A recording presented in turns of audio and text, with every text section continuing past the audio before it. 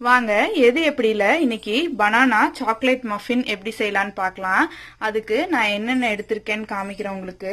3 banana நல்லா பழுத்திருக்கு, அந்த banana எடுத்திருக்கேன். அப்புறம் 1.5 கப் போல மைதா, இன்னொரு 1/2 கப் ஆட் பண்ணிக்கிறேன். நான் ஒரு 1/2 கப் அளவுக்கு சுகர் எடுத்திருக்கேன். ப்ரௌன் சுகர் வேணாலும் நீங்க யூஸ் பண்ணிக்கலாம், சாக்லேட் போடுறதுனால தெரியாது. அப்புறம் நான் ஒரு 1/4 கப் போல கோகோ பவுடர், 1/4 கப் விட கொஞ்சம் ஜாஸ்தியா எடுத்திருக்கேன். அப்புறம் 1/2 டீஸ்பூன் அளவுக்கு பேக்கிங் சோடா, 1 டேபிள் ஸ்பூன் அளவுக்கு பேக்கிங் பவுடர், அப்புறம் மேல கொஞ்சம் தூவி விடுறதுக்கு உள்ளேயும் ஆட் பண்ணிக்கலாம் கொஞ்சம் சாக்கோ சிப்பு, கொஞ்சமா வெனிலா எசன்ஸ், அப்புறம் 1/2 கப் போல ஆயில், அப்புறம் மஃபின் ட்ரே எடுத்திருக்கேன். எப்படி செய்யலான்னு பார்க்கலாம். அதுக்கு நான் இந்த பனானாவை ஒரு மிக்ஸி ஜார்ல மாத்திட்டு நல்லா ஸ்மூத்தா பிளெண்ட் பண்ணிக்க போறேன். இது கூட சுகர் ஆட் பண்ணி பிளெண்ட் பண்ணிக்கலாம். பனானாவை நல்லா பியூரி டைப்ல இப்படி அடிச்சு எடுத்திருக்கேன். இது கூட நம்ம இந்த 1/2 கப் ஆயில் இருந்துச்சு இல்லைங்களா, இது உள்ள ஆட் பண்ணிட்டு நல்லா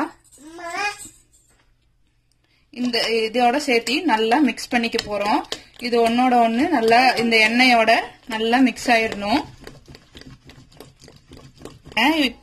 இப்ப எண்ணெய் ஊத்துனது தெரியவே இல்லை பாருங்க, இதனோட சேர்ந்து அது கலந்து மிக்ஸ் ஆயிடுச்சு. இந்த ஸ்டேஜ்ல நான் 1 டீஸ்பூன் அளவுக்கு வெண்ணிலா எசன்ஸ் ஆட் பண்றேன். கலக்கி விட்டுட்டு இதோட ட்ரை இன்கிரீடியன்ஸ் எல்லாம் ஆட் பண்ணிக்கலாம்.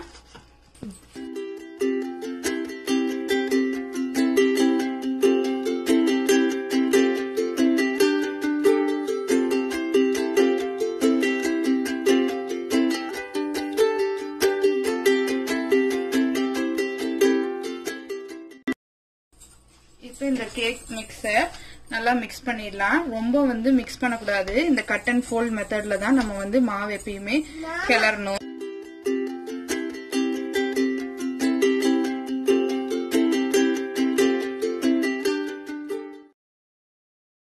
இப்ப பாருங்க, இந்த பேட்டர் நல்லா ஸ்மூத் கன்சிஸ்டன்சில இருக்கு. நான் ஒரு 2 டீஸ்பூன் அளவுக்கு பால் ஆட் பண்ணி மிக்ஸ் பண்ணிக்கிட்டேன். உங்களுக்கு இன்னும் ரொம்ப ஹார்டனா தெரிஞ்சது அப்படின்னா மறுபடியும் 2 டீஸ்பூன் மில்க் ஆட் பண்ணிக்கோங்க. மில்க் இல்ல அப்படின்னா தண்ணி கூட நீங்க ஆட் பண்ணிக்கலாம். இப்போ நான் இந்த மஃபின் ட்ரேல இத போட்டுக்க போறேன். இல்ல நீங்க இந்த மஃபின் ட்ரேல நான் உள்ள மஃபின் அந்த பேப்பர்ஸ் வச்சிருக்கேன். கப் கேக் பேப்பர்ஸ்ன்னு கிடைக்கும் கடையில, அது வாங்கிக்கோங்க. அப்படி இல்லைன்னா மஃபின் ட்ரே இருந்துச்சுன்னா அதுல நீங்க ஆயில் கூட கிரீஸ் பண்ணிக்கலாம். இது ஃபுல்லா ஃபில் பண்ண வேண்டாம், ஒரு பாதி அளவுக்கு ஃபில் பண்ணாதான் அது மேல வரும்போது கரெக்டா இருக்கும். பாருங்க, நான் கலந்த மாவு ஒரு 12 மஃபின் போல ரெடி ஆயிருக்கு.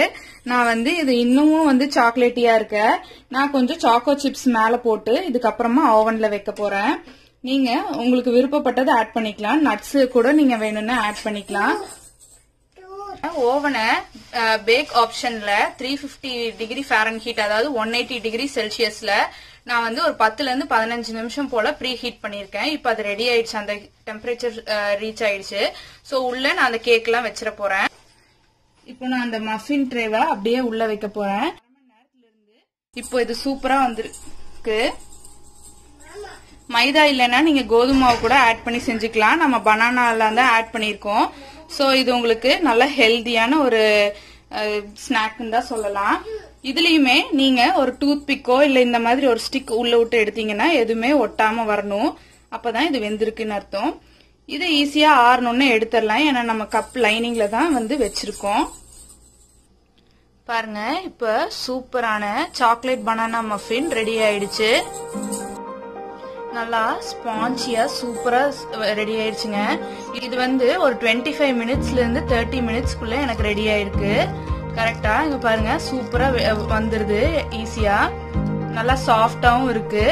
நீங்க இது ஓவன் இல்லைன்னா ஒரு பாத்திரத்துல கூட வச்சு செய்யலாம். ஒரு பாத்திரத்துல தண்ணி எதுவும் ஊத்தாம ஃபர்ஸ்ட் டைட்டா மூடி வச்சிட்டீங்கன்னா உள்ள நல்லா சூடாயிடும். அதுக்கப்புறமா எடுத்து செஞ்சுக்கலாம். இப்போ சூப்பரான பனானா சாக்லேட் மஃபின் ரெடி ஆயிடுச்சு. நீங்களும் இந்த ரெசிபியை ட்ரை பண்ணி பாருங்க. ட்ரை பண்ணி பார்த்துட்டு பிடிச்சிருந்தா லைக் பண்ணுங்க, ஷேர் பண்ணுங்க. உங்க ஃபீட்பேக்கை கமெண்ட் செக்ஷன்ல சொல்லுங்க.